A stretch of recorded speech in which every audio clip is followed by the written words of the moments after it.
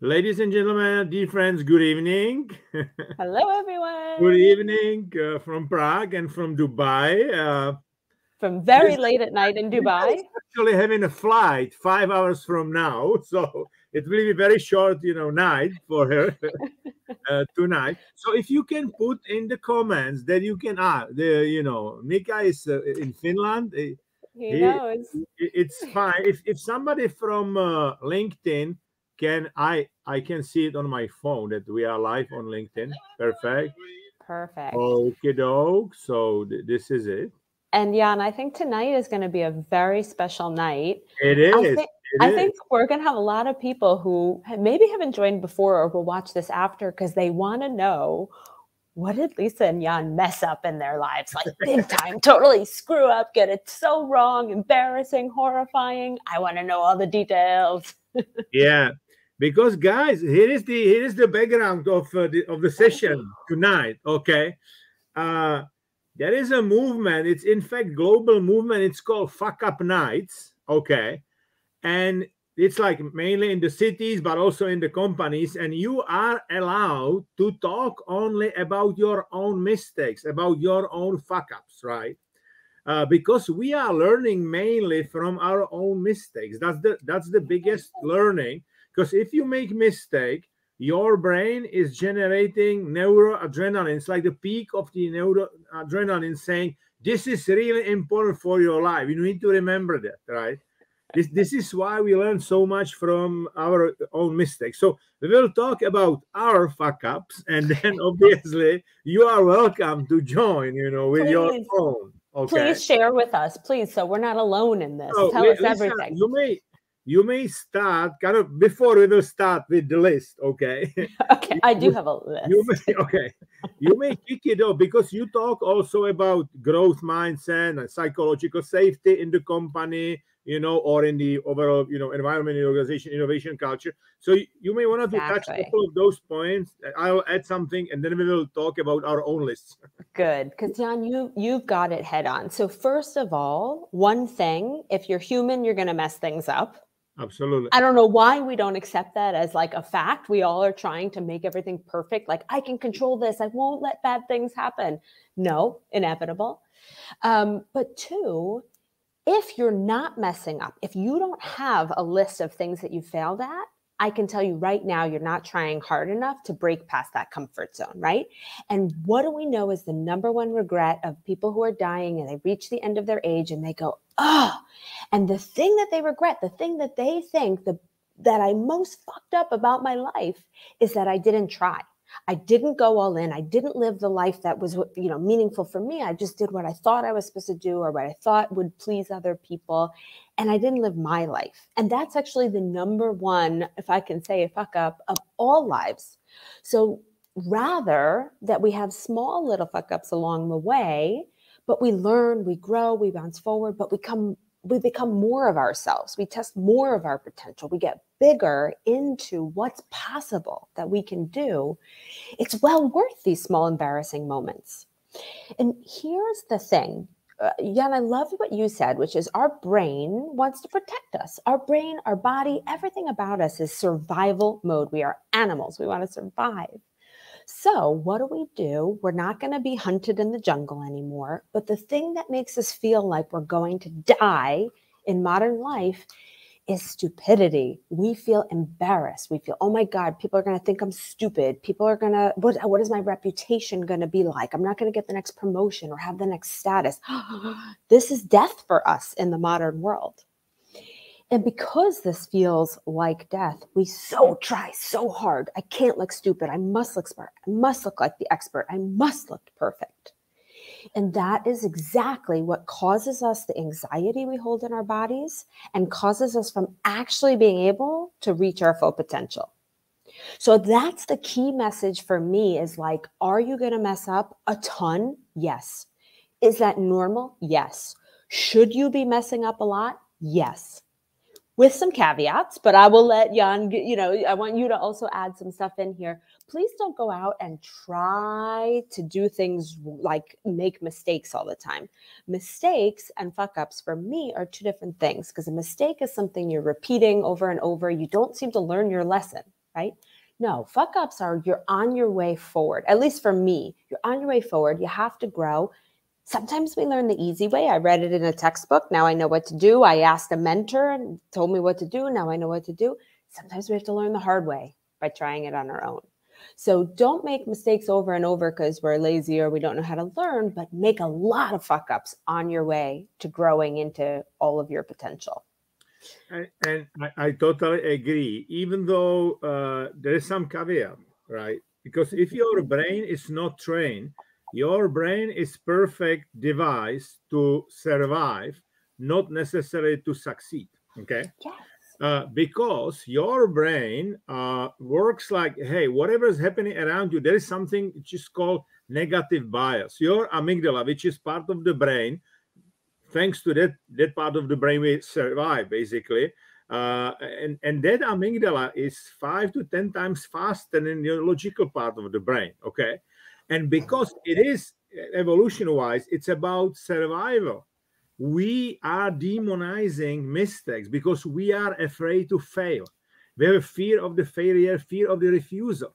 Because if our predecessors were refused from the group, they died because there was no food for them. Okay.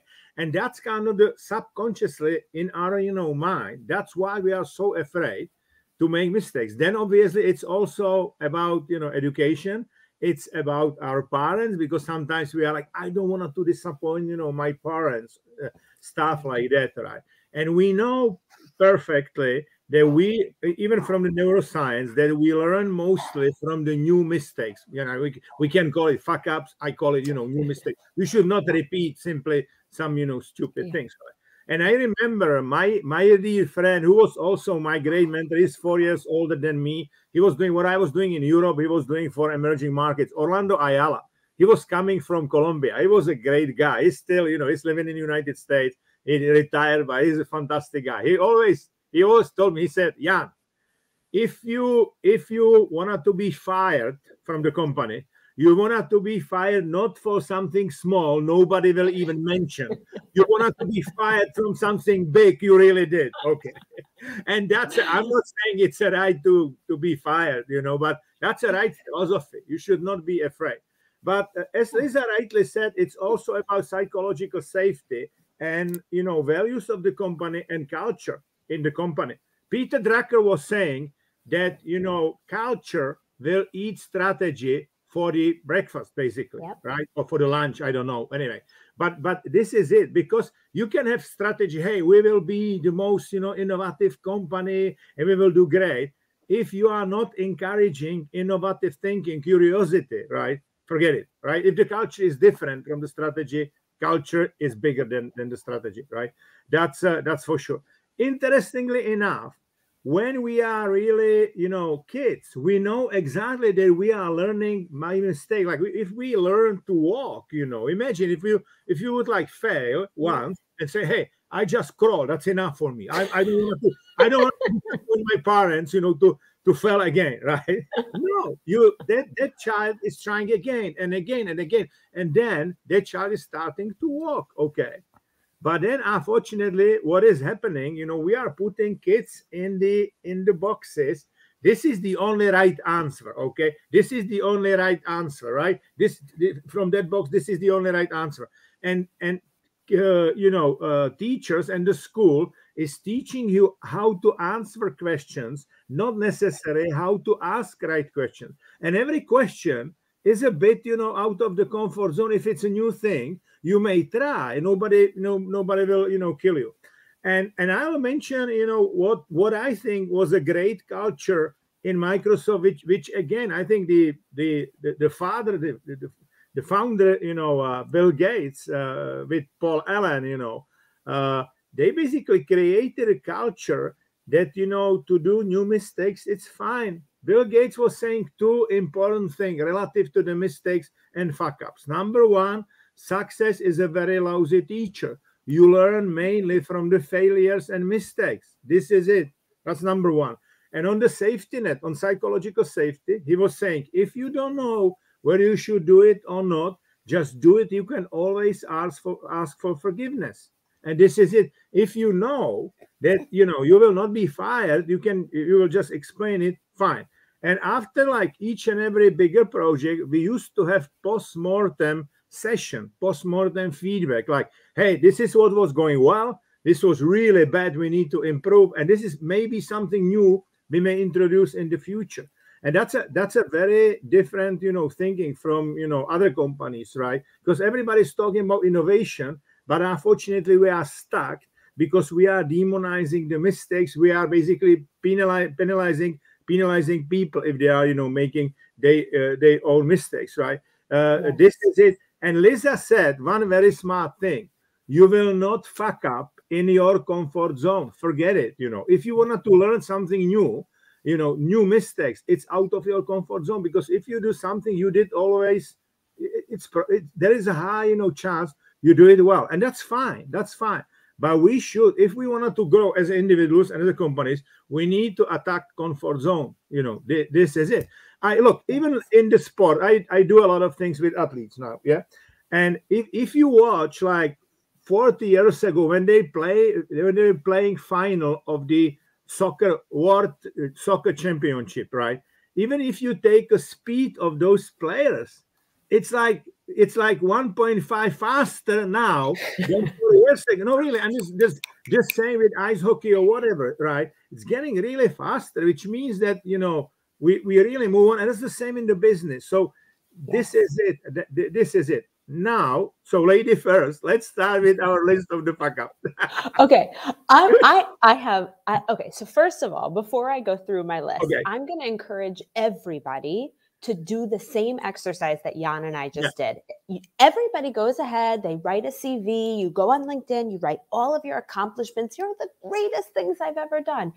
Go ahead and write yourself an opposite CV, a failure CV, and write up all the things that you've failed at, and really take a look at the list. You can be proud. If you have nothing on this list, you're either lying to yourself or you're not really trying hard enough. This can also be a good noticing, right? So every one of you have a homework assignment, go through your failures, check it out. It's actually freeing, because some of this stuff we hold inside of us emotionally at the time. Something was so embarrassing. We hold it and we fear it and we never want to think about it again. It's terrible. And you put it on a piece of paper and you look at it in the light of day 10 years later and you're like, it's actually not that big a deal, right? If you can do that, if you can get rid of your mind predicting, this is going to embarrass you, this is going to be bad, this is going to, you know, this is something that's going to make you feel like you're a failure. If your mind can stop that prediction machine, it won't actually feel that scary to take risks. That's the whole point of what we're trying to do. And all the ways that we can start to learn to take more risks is just turn down the volume on the voice that says this is a risk. Jan pointed it out so nicely. When the culture is there, when your boss is saying, take a risk, ask for forgiveness later, go big or go home, right? If the culture is there, that makes it easy because your brain says, not a risk, not a risk. Now, what happens when you work in banking and consulting and everything is like risk, risk, risk, risk? Very hard for you to say, no problem, I'll just make mistakes all the time. So get comfortable, have this CV of your failures and start to normalize it. I want to say this, and then I promise, Jan, I'll share my major fuck-ups. No problem. I'm embarrassed, but I'm going to share it with everyone anyway so that they can be embarrassed with me and they can feel less ashamed sharing their stories. But that's really at the heart of what I want to say, which is I didn't realize that it was like okay to make mistakes. I know people said it, but then everybody else acted in a different way. So it was one of those do as I say, not as I do kind of things. Right. And I remember this moment so clearly. My husband and I spent the weekend in Paris with another couple, and we get on our train to go back to Zurich. And we're like, this is weird. Someone's sitting in our seats. Oh, excuse me, you're in our seats. And they're like, no, these are our seats. And we're like, but these are our seats? Weird. We go to find the conductor, and it turns out my husband had bought the tickets for a different day. So he's like, oh my, I don't know. We're like, oh my God, it's sold out. We can't get back. There's no other train for like 3 more days. We have our kids in Zurich. So I'm like, listen, it's no problem, super easy. We'll buy extra tickets. There were no more seats, so we'll sit in the dining cart, whatever. And my husband was like, you can never tell anyone this story ever. Which, by the way, I did not ask his permission to share that today. But this was the point. And I said, oh my God, everybody makes these mistakes. It's not just me. I'm not the only one who does these small things. Sure. And he goes, no, my parents one time, they were driving to the airport. They just put it into the GPS. They literally drove to the wrong airport. They were just following the GPS. They were, on holiday somewhere. They drove to the wrong airport, returned the car, went in, checked in. Nobody was saying anything to them. They were like, oh, at some point they figured out we need to be at the airport that's an hour in this direction. And I said to myself, this happens to people like on a regular basis in everyday life. This happens. And for me, knowing that people make mistakes all the time, even if it's just personal life, we're not yet talking about business. In personal life, I just felt freer to be like, oh, okay, then I can also, be human. And that's what I'm hoping that everyone who's watching here today or in the replay later, that you feel this sense of like, listen, everybody makes mistakes. It's not that big a deal. But that was my aha moment. So I hope you have an aha moment tonight. Which one of my maybe let's do like ping pong. One fuck up you, one fuck up me. Okay. Absolutely. That'll be like more dynamic. And then we will, ask our friends, whoever is on the call, if they can share something in the comments. Okay. So you start and I go and we go like that. Okay. I'm going through my list. Let me start early on. I tried to drop out of university because I was brokenhearted over a boyfriend. Talk about the worst reason to try to drop out of university. I had a moment where I was so heartbroken. I called my parents on like a Wednesday. I said, I need to get on a flight. I need to fly home. I can't finish. I was in my last semester. But credit to my parents. They were like, okay, come home. We'll sort this out. Whatever. They didn't say, no, you stay. Mm-hmm. And they said, come talk to us. And I said, I'm dropping out. I emailed every professor. I said, I need you to I need to do the work from home. I need to quit. I need to run away. I need to drop out. And one of my professors said, you can't finish it at home. Everybody else said, no problem, personal circumstances, you go ahead. One professor said, you got to come back, or I'll give you an incomplete. You come back next semester. And I said, I'm not graduating for this. So I had a decision to make. Do I drop out? Do I just suck it up and continue? And it was the first time in my life that I said, I'm going to suck it up and continue because I'm not going to make this a snowball fuck up. Mm-hmm. So I actually ended up going back. But to this day, I would say I was this close to not getting my degree and dropping out of university for a boyfriend. One in a long list of many boyfriends, by the way. This is the kind of fuck ups. How many? Is it one hand enough, or we should use two hands? Boyfriends? No. One of the. Let me put it to you this way. I'm kidding. Jan and friends. Even my dad said to me at some point, I think we found your life calling. I think you should be a flirting coach. Sure. Because I'll talk to anyone about anything. I had many boyfriends. But I want to say for me, now that doesn't sound like a major fuck up because I didn't really ruin anything. Mm-hmm. But I want to show that it's so easy and to be ready to blow up everything and to get to a point where you can still say, hold on, and turn things around. And I didn't think I had the strength, but I said, what's the worst that happens? I go back, I try. And if I can't, I would still have to repeat the next semester anyway. So I just sort of stepped into, if I'm going to fail on my terms, and I'm going to go kicking, screaming, crying on my way out. And of course I passed and everything worked and blah, blah, blah, happy story. But the point is that I was ready to blow it all up. And I said, if I'm going to fail on my terms. And then it all worked out. So that's a smooth entry way in. Jan, how about you? Good. All right. I will start with some executive fuck up. Okay. It was, I believe, 2004, and I got a review with my region, which went very well. We've got a great numbers and everything was fine. And then we were like we were reviewing some subsidiaries till like 2 o'clock in the morning, and we started again at 7. Okay, and I was presenting what Microsoft should do in emerging markets like BRIC, Brazil, Russia, India, China. That was like our presentation with some, team. Okay. And opposite to us, there was like executive team, from Microsoft. Okay. And I was like, okay, it's in the morning. We should have, fun. We should be, naughty, whatever. Okay. Right. And this is what I did. This is what I did. I talked to them and I said, look, guys, you know what Tashi delay means? Nobody got a clue. What is it? I said, this is how Sherpas in Himalayas are greeting each other. And that means I celebrate greatness in you. Okay. So whenever you will give us some good feedback we can learn from, I'll give you Tashi delay. We will celebrate your greatness. Okay. So they were like, the executive team was smiling. But then I overdid it, basically. It was like all Tashi delay, whatever. And honestly, I did not read emotions in the room. They were pissed off big time. Okay. Big time.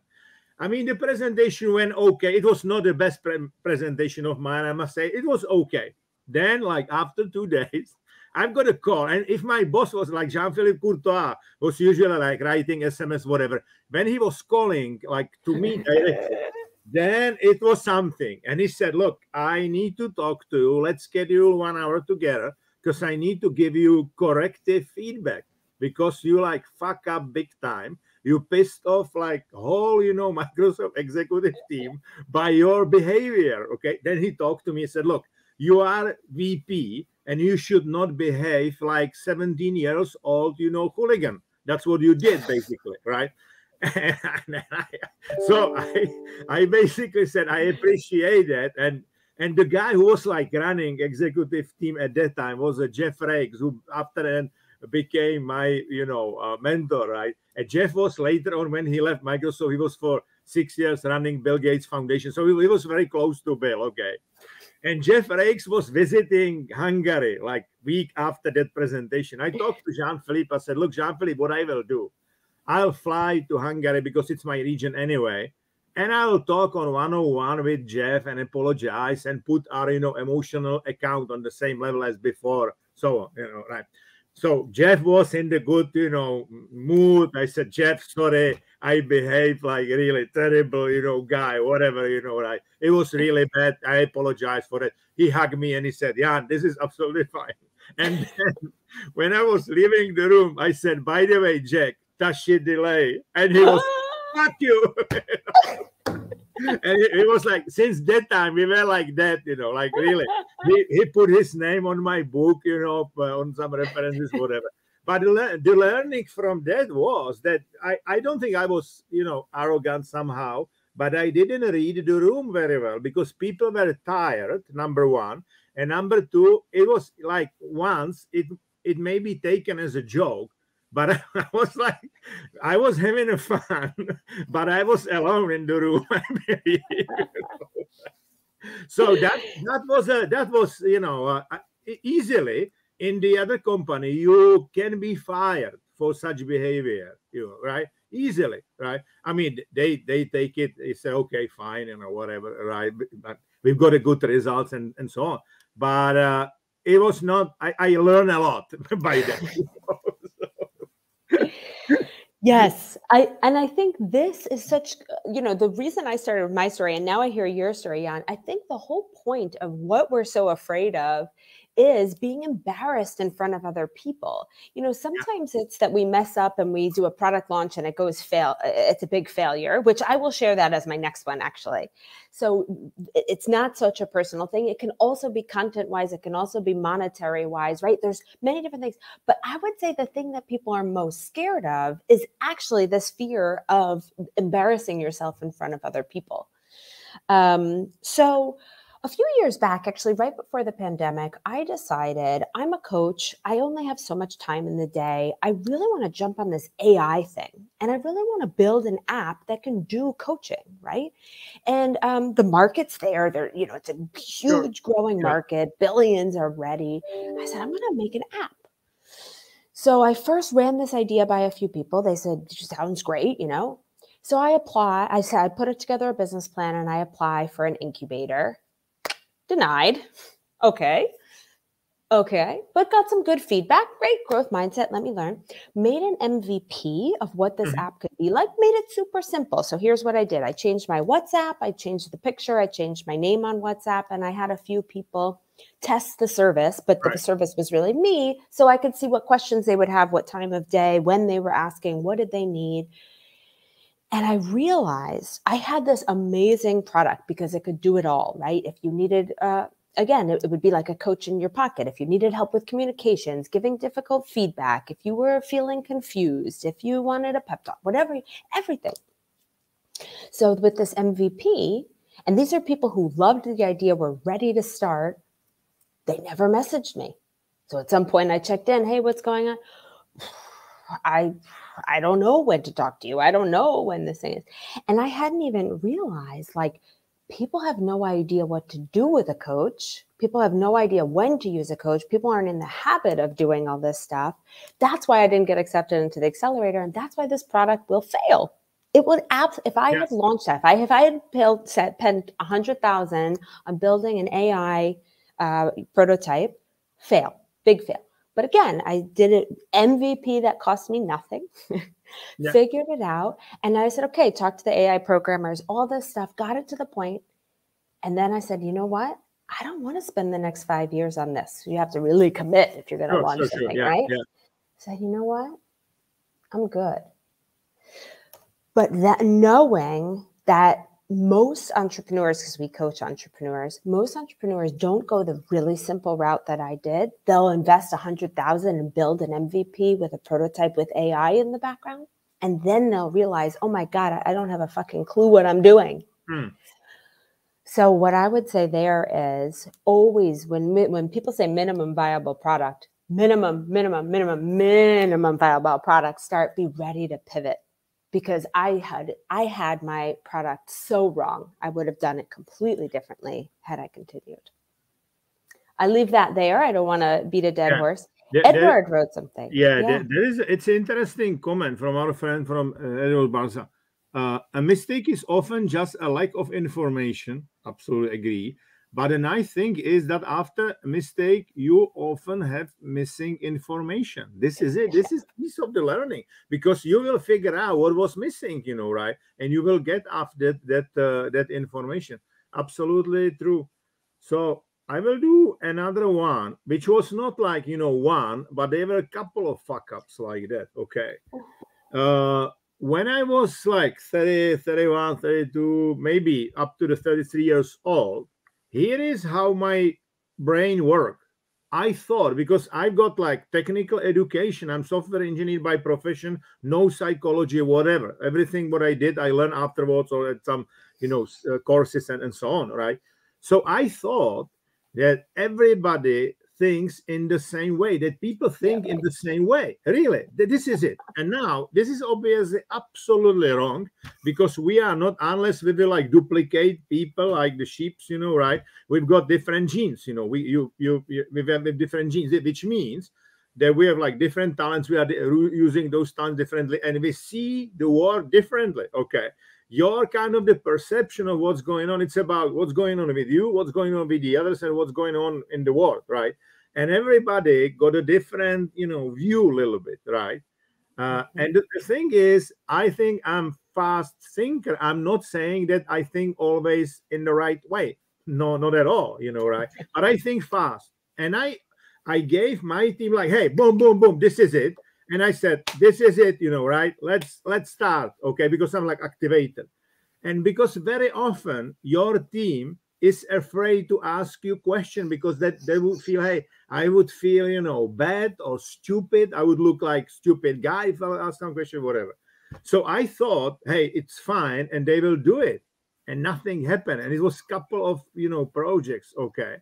And while if you do like Tour de France and you are ahead of the peloton, it's great, because you will win. If you are like a leader ahead of your group, you have no followers. You are not leader. You know what I mean, right? So once, and I've got some feedback because some people said, Jan, it's very hard for, you like to follow you, right? You need to slow down a little bit with us, whatever. We are not here that long, whatever. And what I started to do, I said, hey guys, this is it. This is what I would like you to do. If you can like tell me, rephrase how you understood it, because communication, and I learned communication is not what you are saying, communication is how is it perceived, what people will hear, right? Because you may think, hey, everything is clear, okay, give you another. So that was basically a huge, wake up. But I really thought for a couple of years it works like that.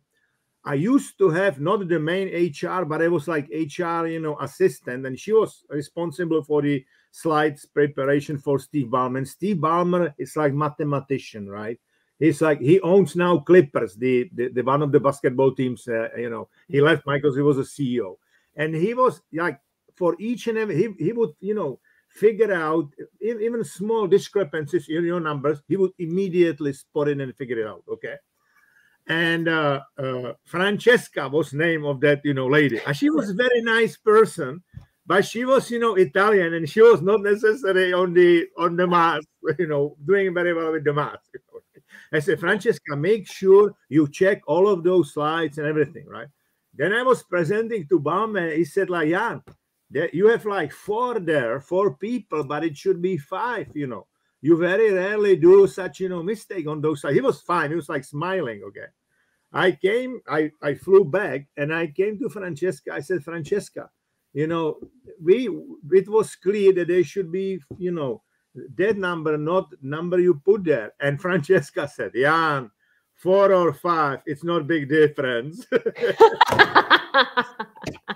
And I learned, hey, this is cultural thing, because for Germans it's huge, and I have German blood, right? But for Italians, 4 or 5, not big difference. So I have to say though, Jan, so everybody now knows I've been in Dubai 5 weeks, and coming from Switzerland, it's everything is precise, exact. And here it's exactly that. It's much more flowy and relaxed, and time is, slower. And I have to say, I kind of like it because you can breathe a little bit. 4 or 5, it's kind of true. It's like 4 or 5. Yeah. Peter is writing here, Peter Hubacek, very, very interesting. It's aren't about how hard you are hitting or hit. It's about how hard you can get it and keep moving forward. How much you can take, keep moving forward. That's how winning is done. Absolutely true. It's called grit, by the way. Grit is not about, hey, you fail, you stand up, but you go through that hell or through that, challenge. Absolutely true. Yeah. And this is the thing. This is exactly what growth mindset is. So I was coaching someone recently, and he said, yeah, I had an idea and I pitched to an investor, and the investor said he's already over leveraged in this area, so he doesn't want to work with us.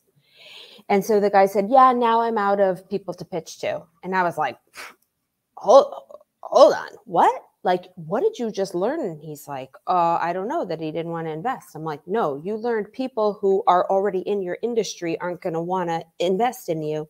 Means you have to go look for people outside your industry. And he was like, oh, I didn't see that, right? Because if we're stuck in our rejections as that's personal, that's me, or my idea is being rejected, it keeps you stuck. If you say, what can I learn from that? We're going to take that. What's the next step? I got that missing piece of information, as the word said. Peter, yeah, I got knocked down, but that just got me one step forward and closer to what I really want. Perfect. That's what this is all about. That's why I don't even like the words mistakes and failure. It seems really stupid to me to be focused on that part of it when we could be focused on, now I know better what's the right way to do it, or the best way to do it, or the way forward to do it. Robert is saying, in my opinion, mistake is a good thing if you won't repeat them over and over. True, absolutely, because it's pushing you to sit and overthink what you can do next time better, so on. And then mistakes make you better. Don't you think? Yeah, absolutely. Every mistake, you know what is happening actually. If you do like post-mortem, if you do like, hey, you should, after each and every, action, whatever you do, you should say, hey, what should I continue to do? What should I stop? What should I start? Okay. Yeah. This is the way how you can structure your synapses. It's called neuroplasticity. Your neuroplasticity is really like, it is what we know from the neuroscience, that neuroplasticity, new synapses are created mostly when we are making some new mistakes, some new, stuff, right? This is absolutely true. Yeah. And yeah, I want to add something here because it's super interesting, Robert. There are some things I am very good at, and there's a lot of things that I'm really not good at. I would be more Francesca's style, where I'd be like 4 or 5. I don't know. I didn't even notice the details. I don't know. Okay. I'm a very big picture thinker. I am not the detailed person, right? Right. And so what I realize when I make a mistake, and when I make a mistake over and over on details, it actually, I say to myself, not one mistake is a problem, 2 mistakes is a problem. Oh, I'm so stupid, I keep getting it wrong. No, what I said is, this is a pattern. I'm not the person to handle the details. And so I just used that again as a learning. And that's when I would say, okay, so when I was early career, I would say, okay, so I have to have a process where I double check everything. If it's really important, if it's something going to the CEO of the company, I would have a buddy who would double check these numbers for me. When I'm editing copy, if I was looking for spelling back in the day, you read it backwards, because when you're reading the sentences, it was easy to see over spelling. So you would read the words backwards. So there are different ways of coping with it. Now I just said, okay, then I definitely need an assistant, right? Because I'm not going to be good at the details. So it's not that I have to fix my mistakes. It's not that I have to learn how to overcome my own mistakes. Sometimes I have to learn that's going to be a mistake I'm going to repeat, and I have to find an alternative way to solve for it. I agree, because majority of my like big mistakes were, coming from the fact that I'm like activator. So I want to start immediately. Okay. Without any like huge thinking, boom, let's go. So I, like you've got your assistant. I used to have, somebody always with me who would say, hey, let's wait. Let's, look at the different, scenarios, the different things before we really, start. Like I'm activator. So I've got somebody who was more like deliberative guy, like, think twice before you cut, basically, right? This is it, right? And I absolutely agree with you that this is it. When we talk about it in the past, that you don't need to know, everything, because you have some special talent. So let's use your talents, and you can cover your weaknesses, by somebody else whose talent are your weaknesses, and the other way around, right? This is about complementarity. Right. But this is the big thing, Jan. You and I talk so much about building on our strengths, but all of schooling taught us focus on your weaknesses and make them better, right? You got this wrong. Now you spend extra time on what was wrong. And we take that into adulthood. So we say, okay, you're not good at looking at the numbers, so you have to take extra classes on numbers, and you have to do this, and you have to do that. Yeah, or you could just focus on your strengths and find someone else to counter that. So again, use mistakes as information, not necessarily that you need to change your behavior. Just maybe you need to find an alternative solution. Yeah, but if it's a repetitive mistake, absolutely. Yeah. No, it is very true what you said, because there are a lot of companies, they have like, hey, this is 40, 4 or 38, or 34 competencies you need to have. Like, if you work in our company, those are all competencies you have, right? I have nothing against competency toolkits, okay? But the issue is that majority of those companies would say, okay, and let's try every year, let's try to improve those 3-4 weaknesses of yours. Next year we will, and then it means that everybody's working on the weaknesses. Nobody works on the strengths. Okay.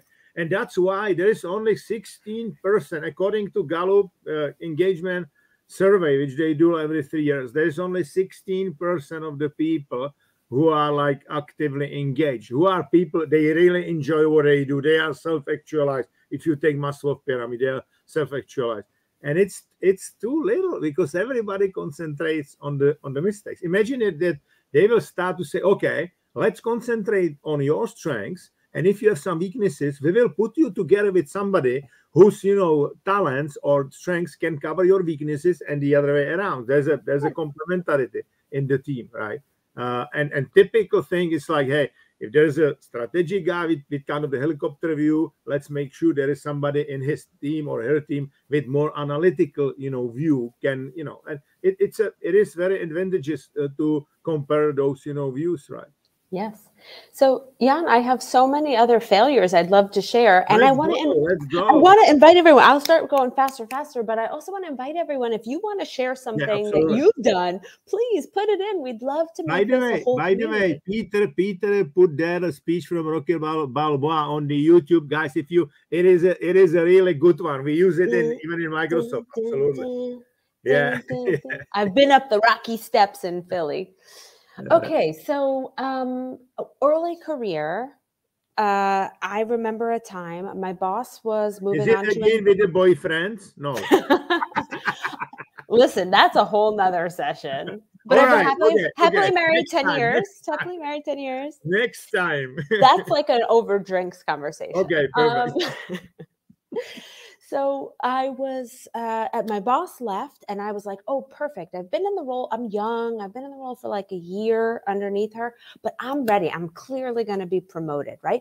But I never actually say to my, boss's boss, I would like to be considered for the promotion. I never asked what competencies or skills would I need to get the role. I just said, hey, I know the role so well. I'm already performing well. And while my boss left, I did the job of her job. Right. So clearly I can do it, right? Mm-hmm. Surprise, surprise. They're like, so here's your new boss, and it's not you. And by the way, there's no room for you to be promoted at all because you have a new boss. And by the way, could you train your new boss? Mm-hmm. And so I said, what? Like, what happened, right? And then when I'm already emotionally frustrated and angry, upset, hurt, mad, then I'm like, okay, why couldn't I have gotten the promotion? And they said, oh, you don't have enough experience.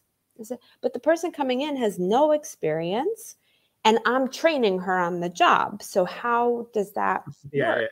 Yeah. And at that point, I was not emotionally mature enough. I didn't have the conversation on the back end. I didn't know how to describe how I felt on the front end. So of course I overreacted, and I was just like, well, then screw all you. I'm going to go get a new job.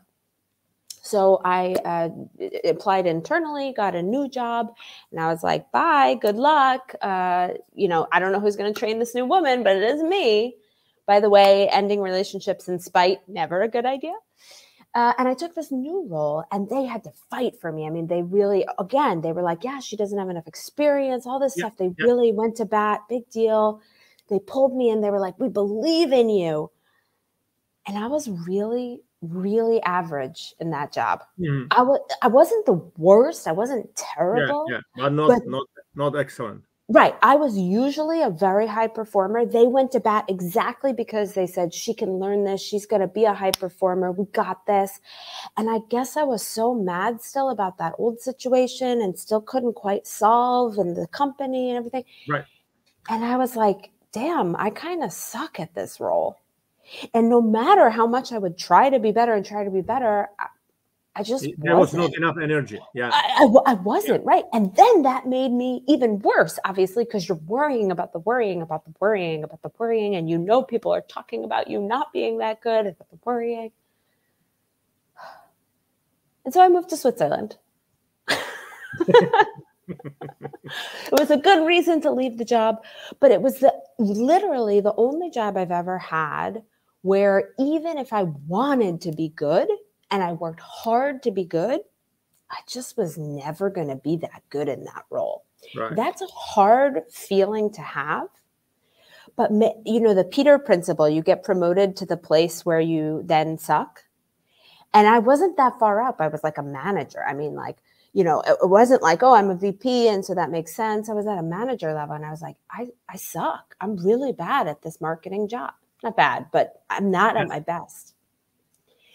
And I used that because every failure is a learning. I use that to say, I'm in the wrong career path because this is the best I'm going to be. I'm going to be average. I got to go find something where I'm going to be back at the top of my game, where I'm not going to be average. And that shift obviously led me to coaching, where I love it and I'm excited every day and this, that. But I could have very easily been stuck as a mediocre marketing person had I let that take away my confidence. Instead of building my confidence, I'll just go find the thing where I can be good. Yeah. Jan, tell us more. There is another one now from like my after the you probably have heard about, you know, my fuck up with the depression, which I mentioned here a couple of times. So I'll not mention it. Both my personal fuck up, but I will mention another one. And that's from my sport coaching, from my mental toughness, or, you know, mental readiness coaching, if you will. When I started to coach, Patrick Schick now, like last month, he was elected best, you know, player in Bundesliga. He's one of the best European, you know, football players. Okay, we worked together like 3.5 years, and when we started to work together, I asked him, hey, have they ever eliminate you from the because of some fall or whatever? Did they eliminate you during your career from the match? And he said, no, since like my, you know, junior era, nothing happened. And I was fine. The guy is fine, you know, right? But I did not realize one thing. Once you are getting really top, everybody is after you. In football, in basketball, everywhere. They provoking you and so on. And that's exactly what happened. There was a match against Wales. The guy was like provoking him, but the judge, referee didn't see it. You know, what the guy from, you know, Welsh team was doing. They saw, you know, Schick, and he was like, for 2 matches he was not able to play. Right. So huge learning for me. And I put like provocation when we talk with whatever is like team sport. One of the first or second lesson, we talk about provocation. What will happen if you are provoked? How you need to work with your amygdala. What? And so it was a fuck up, right? I did it kind of the, you know, more public, because I went to the 2 TV channels and I said that was my, you know, mistake, and I basically explained why did it happen and what I learned from that. Funny enough, there were a couple of fans, you know, saying, hey, you are a real gentleman, because everybody else would go like, hey, you know, he should not do it, or whatever, and you took it on your shoulders. And I think it's right to, if there's some mistake, you need to admit it, learn and move on, you know, right? Learn and move on. And that's the same. Now I do it with, like, I have a basketball, I have handball, I have ice hockey, I have football, I have soccer. So for everybody, like, hey, you should, if you are provoked, you should wait, you like breathe in, and you basically react logically, not emotionally. This is it. So that's a fuck up, like a recent one, you know, right? But own that. Edward has shared something here. Are we able to share this on? Are we able to share it on the screen? Oh yeah, sure. I will do that. You're always so good at that. I don't know if I have access. I share it. You read it. We have some AI experts in our administration, and they say computer systems are excellent in terms of analyzing huge amounts of data in a very short amount of time. But they have to teach the systems that even if there's a lot of data present, it might not be enough data. So they have to learn AI systems making errors and recognizing errors to be more reliable. So they have to teach the system. Absolutely. Yeah. You see, and that's the same thing, that even like, you know, those machines, artificial intelligence is learning by mistakes. Because if you take like innovators, if you take Edison, you know, there is a word that, you know, Edison did like 10,000 attempts before he really figured out how the bulb, you know, can work, right? Absolutely. So this is it.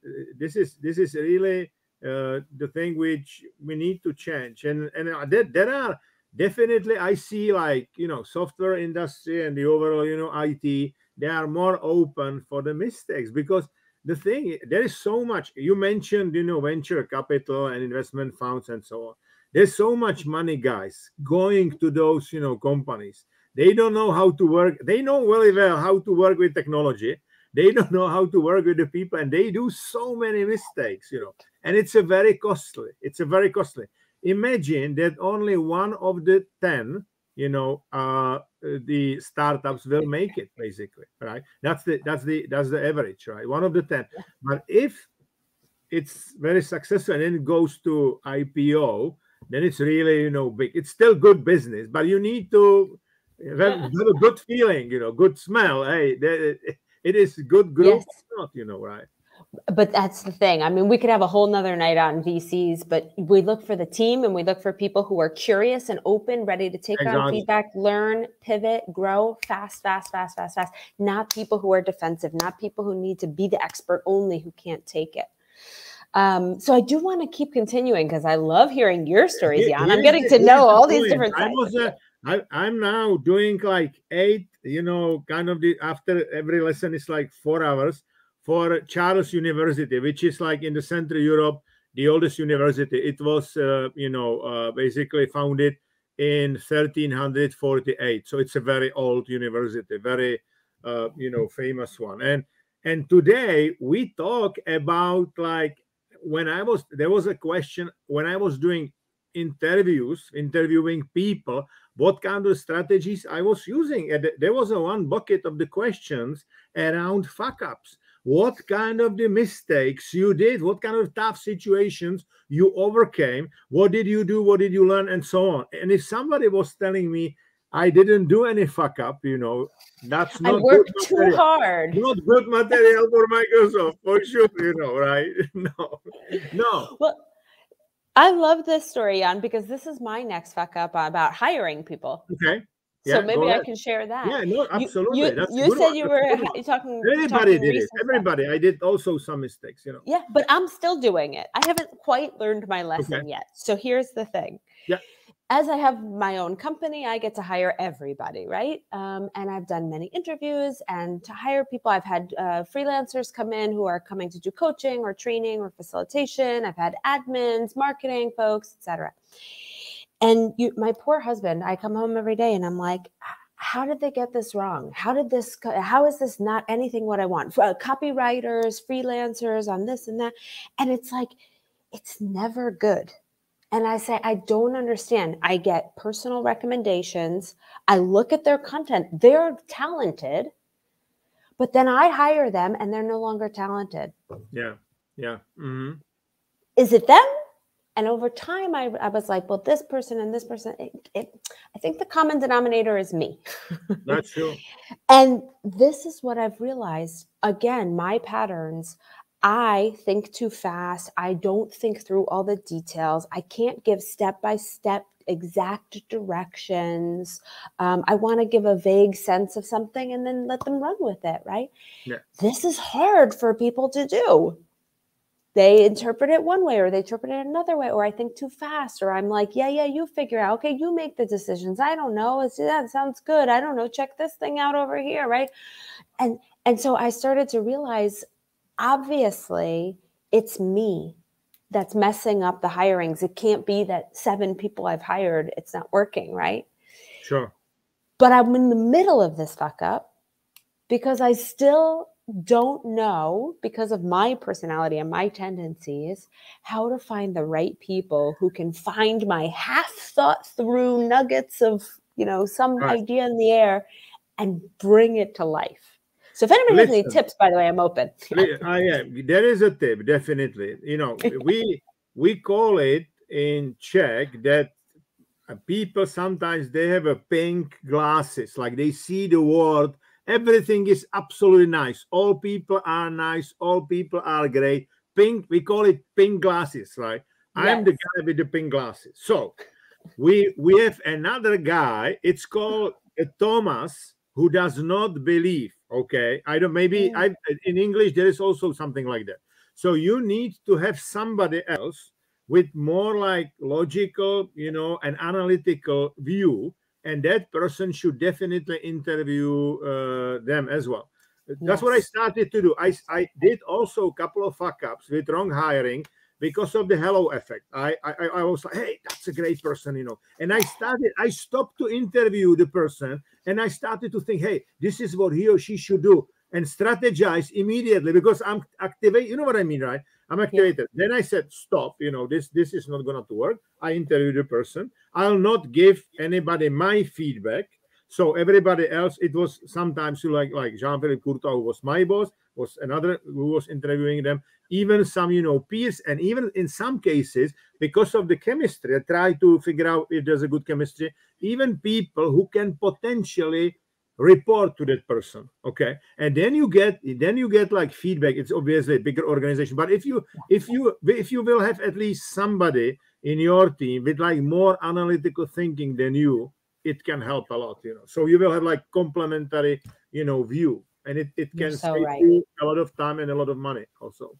Yeah, I just need like a Google Translate directly from my brain into like language that everybody else understands. Yeah, there is Peter. Peter is saying, I got injured in floorball match by mistake when I hit player from the other team too hard. I got dislocated shoulder, and I'm 6 weeks off. It's hard to realize what to do next time better if your body did not hold that time. Yeah, this is hard, whether it was mistake or not. But I would now doubting Thomas, a dude from the Bible. A dude from the Bible. Finnish friend. Doubting Thomas, a dude from the Bible. That's a good one. No, Peter, this one it's tough, but how you can faster the recovery. I've got a couple of cases like Martin Kříž, who is one of the best basketball players. He's playing for the Czech national team, and he got also injured. And we were really like visualizing, all the games, how he was, playing and so on. And it's helping you.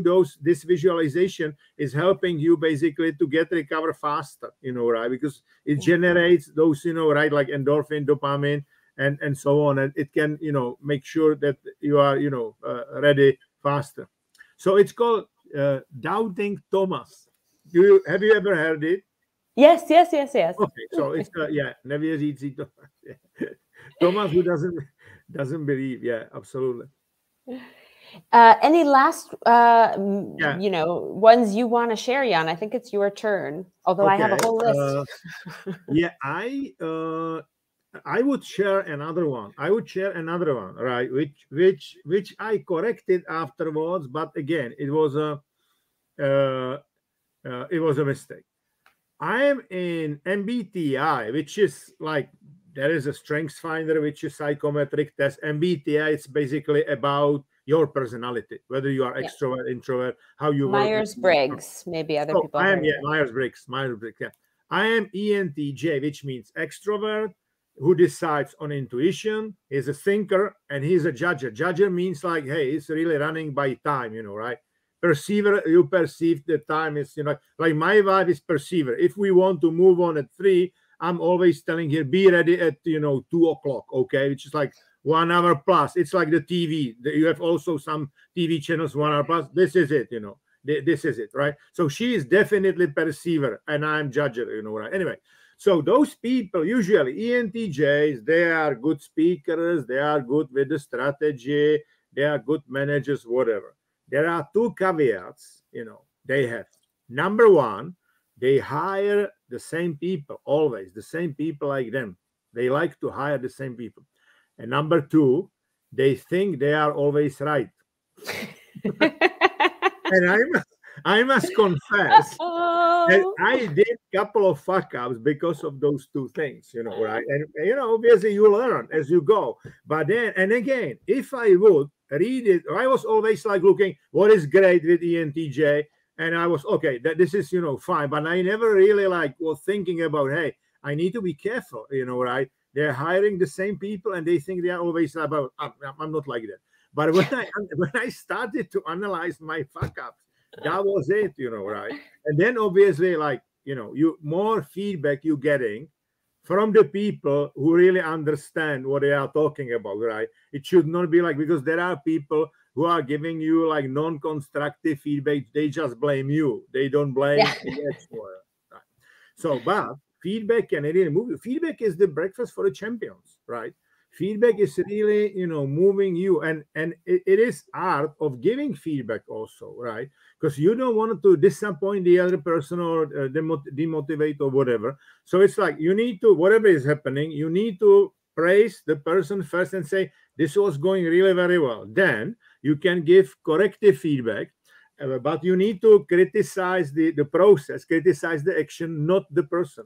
If you criticize the person, amygdala will jump up and that person will stop to listen to you. And then you can express, you can even hug the person, and if it's appropriate, and you can express like, hey, if you will do it like that, everything, will be fine, and we trust you, and you are here for the long term, whatever. And that person is clear what was going well, what he or she needs to do differently, but it's still inspired. The issue is that a lot of people, if they are leaving the office of the boss, they head is down, and they are like beaten. This is not leadership. I think leaders are not. You need to be tough, and there are like leadership is not democracy, right? Not because democracy is about voting. They are not voting about you, right? You can listen to those people, but then as a leader, you need to decide. It's your decision. It's not like I was in some companies and they were like voting on some decision. I said, fuck, who is here general manager? Why it's called general manager? Because that person needs to decide. Obviously, there can be a lot of feedback. Don't take me wrong. Absolutely. You need to listen. But then if you are the guy who is responsible for the P&L, or the lady responsible for the P&L, it is your decision. Because if something is going wrong, guess what will happen? Who will go? Right. You will be held accountable. Exactly. But that's it. Yeah, we could have spent another 2 hours talking about all these things. But I think the most important thing, we've opened up, we've shared, and others continue to leave it in the comments if you want to share. What's most important is knowing we all do this stuff. Everybody has these stories. Everybody has a full CV of failures. And good. Keep trying, keep pushing, keep setting new ways. Today, I went to the Museum of the Future in Dubai. It just opened. Yes. One of the hardest buildings to construct in the world, all about the future. You basically go to 2071 and then look back. And there's no way we're going to get to that future where we're, living out in outer space and that. Without people experimenting now, we got to push ourselves forward. The world is ambiguous. It's never going to be clearer. It's never going to be more simple. It's never going to be safe. We have to keep exploring. We have to keep being open to learning. So don't think of fuck ups and mistakes as failures. Think of them as parts of you getting to your best self. Absolutely. Absolutely. Okay, guys. Thanks very much, and looking forward in 2 weeks. Lisa will be already in New York. I'll be in New York, but Jan, I think you are busy in 2 weeks, so we're gonna have to. We will do another date, absolutely. But we will let you know. I can't, do it. That's true. Yeah, but we'll let you guys know soon, and we'll put some fun tips to tide you through. For Peter Hubacek, Peter, you may want to read some interviews with Martin Křiž, the basketball player, what he did. It was like 2 years ago or 3 years ago. It was 2019. What he did in terms of his physiology, what we did in terms of the visualization, because he really recovered, very, very fast. Everybody was like, cool. Very surprised. Okay, perfect. Cool. All right. Take care, everyone. Thank you. Thank you.